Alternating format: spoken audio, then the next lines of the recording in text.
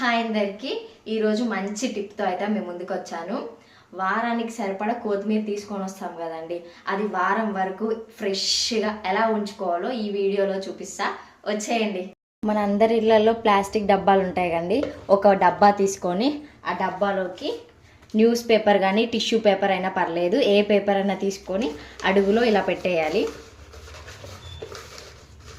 అడుగులో ఇట్లా పెట్టేసిన తర్వాత ఇప్పుడు మనం క్లీన్ చేసి పెట్టుకున్న కొత్తిమీరని దీంట్లో పెట్టేసుకోవాలి కొంచెం కొంచెంగా.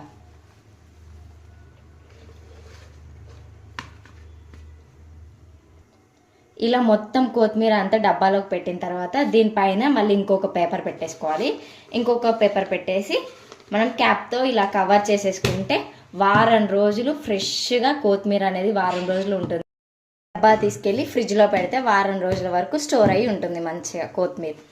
ఈ టిప్ కనుక నచ్చినట్లయితే ఒక లైక్ చేయండి, షేర్ చేయండి, కామెంట్ చేయండి.